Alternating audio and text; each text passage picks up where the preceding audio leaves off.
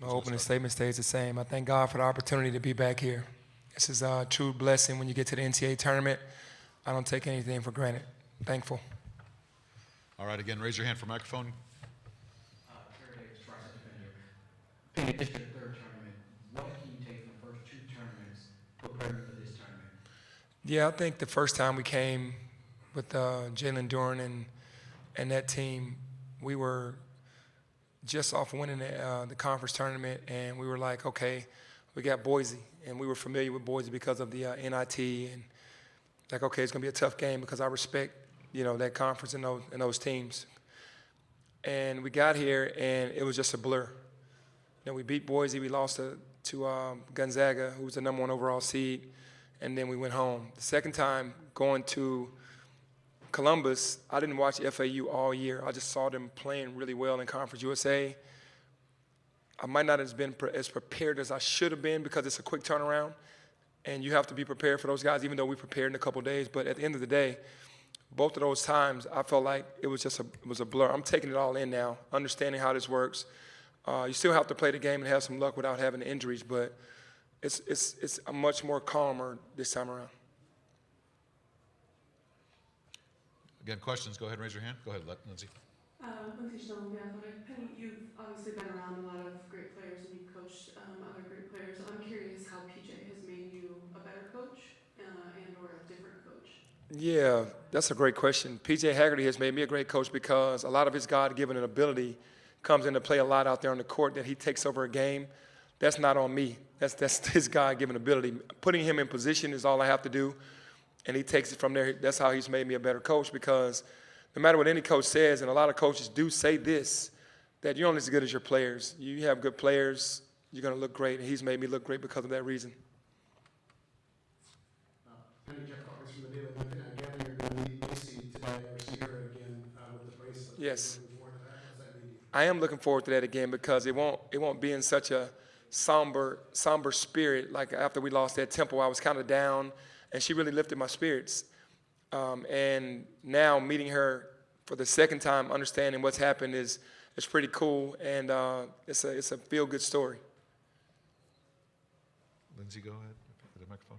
Oh, go ahead, Nico. Over here. Nico Tamurri, Pillow News here in Seattle. Penny, obviously you get this question probably a lot of reviews you go to, but your memories of playing here in Seattle against the Sonics, and what's the NBA missing by not having the city of the league right now? Yeah, it was always tough because Coach Carl's teams, that's when they were in their prime with Gary and Sean and those guys, Nate McMillan. And it was always tough to come to Seattle and play the Sonics. And the fan base was really the sixth man, right? It was like not only were they tough, but it always got so loud. And it's unfortunate that there's not a franchise here because this city was so good for our league. Penny, I'm going to follow up on the question I asked you about PJ.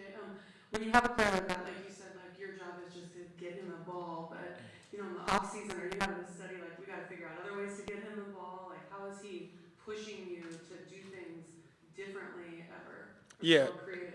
Yeah, I've had multiple conversations with him about what he likes in the game because it's all about his comfort, his comfort state, not making him shoot tough shots when he doesn't have to shoot tough shots. And I have to do the job, again, by making it easier for him to get catches where there aren't two people already in the area, that we can have some misdirection work and do that, and then he'll take it from there. Questions, go ahead. Penny, Doug Kirschbaum, Associated Press. You talked about having such a short time to prepare with this turnaround. How is that compounded when you're dealing with injuries, line stuff up in the air? How does that make it harder? I think because we took care of business in the conference tournament, that we prepared ourselves much more to be ready to adapt to anything because we had a week off before we played. So now the short turnaround, even though we knew when we were playing Colorado State, we really had a lot of time to put in a lot of stuff because we had already worked on ourselves. Usually it's working on us and then the other team. We worked on a ton of things that we knew we were going to need for the tournament, not knowing who we were going to play. So we did get a lot of work on Colorado State, which helps because you have to understand who they are. Adrian Braxton, ABC24, kind of twofold. When you say you have to understand who they are, assuming you Colorado State, Yep. what does that mean? And then second question, obviously you guys had so much to overcome from last season, how that went down. Mm-hmm. That was kind of like where the edge was in winning the conference tournament.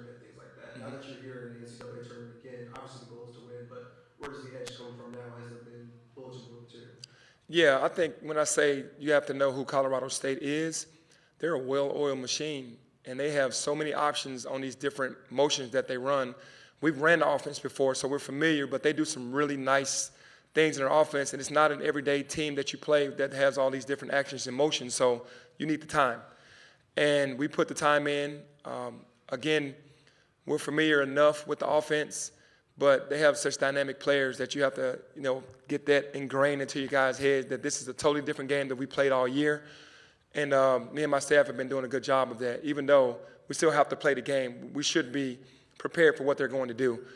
And the edge is just wanting to be the best. We've seen this happen so many times over the years, the NCAA tournament and even the rankings of teams. We want Memphis to be mentioned in the same breath as all the top teams around the country, and that's the edge that we play with. And then these guys also want to leave a legacy. They want to do things that other teams on our team, other teams in the past haven't done. Greg, go ahead. Greg Bowen, Mr. Bean here locally. Coach, what kind of support, leadership you got from Dr. Ed Scott, your new athletic director, since he came on board and jumped right in? Did Ed ask you to ask me that question? Did he tell you? He didn't? I'll put it on his tab. Okay, all right. But no, Ed has been phenomenal. He and his staff came in and made it a 50-50 thing. I'll do what I'm supposed to do if you do what you're supposed to do. And it's been more of a friendship while working. We also we respect one another, but it's been easy for us to work together because we both want the same thing. And with this being his first year, with me coming off a really bad year coming into this year and being successful, it's worked even better because we were winning. But at the same time, he's been there as a rock for me and assured me of having my back and making sure that he was going to do his part, and he's done everything he said that he was going to do. We know what Dane and P.J. Hardaway will do on a daily basis, but how do you make sure P.J. Carter and Baraka, stay within the lane, try to do too much in their expanded roles? Yeah, I think that you can only say just don't let the moment overwhelm you. And that's easy for me to say because in the NCAA tournament, you have this nervous energy that attacks guys, right? And sometimes you might think that you need to do more, but less is more, if that makes sense. You just have to go out and just play the game the way that we have it lined up, stick to the game plan, and everything else will be fine.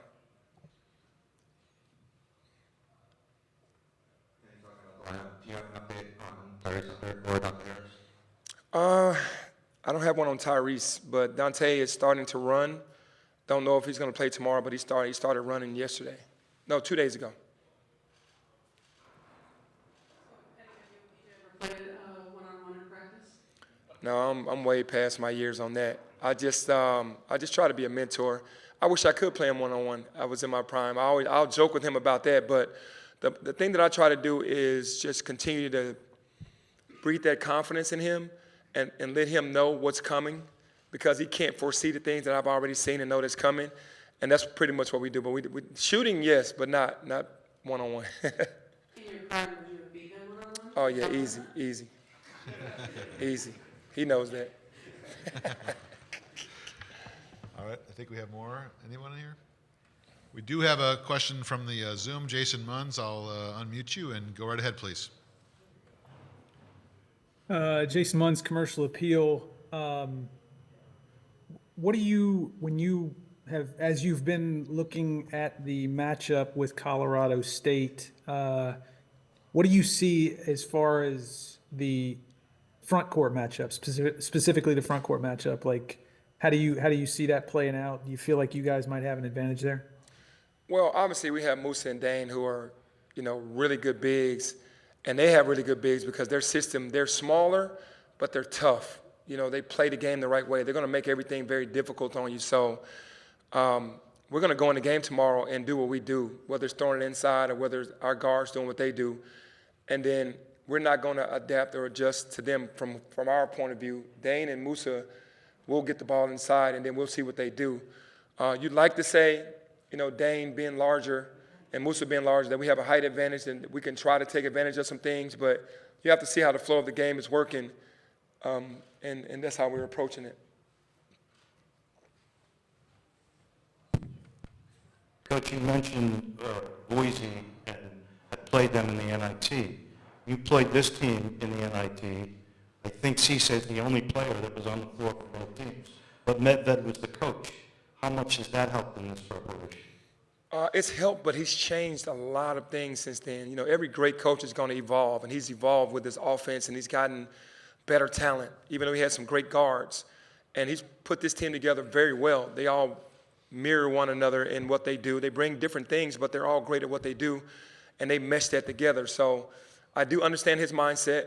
He's a brilliant basketball mind, and I admire what he does, because it's just, if you're a basketball guy, you see what he does and go, wow, that's pretty cool how he added that wrinkle, or how he took this option and made it this option. And pretty much everything he does, he has a counter to it. So if you're playing one way, he'll counter it, and you just have to know that. And it does help understanding that, but he's gotten better with his offense and the things that he's added over the years. We'll go back to the Zoom for Jason. Jason, go ahead when you're ready. Hey, Coach, what do you think of Tony Madlock's bunch the other night? Did you get a chance to watch that? Yeah, I did. I watched it. It was pretty cool because, I mean, just making the NCAA tournament was history. And to get a win on top of that, you know, we're proud of our brother. You know, me and Tim Duncan talk about it all the time. We all come from the same soil, man, in Memphis, and we all had dreams and wanted to achieve certain things. And to see it happening live at Alabama State with Tony and that's just a blessing. That's all God, because we couldn't have dreamt this. We wanted this for one another, where we are now and where he is. But you can't dream this stuff up, man. It's pretty good. That's what March Madness is all about.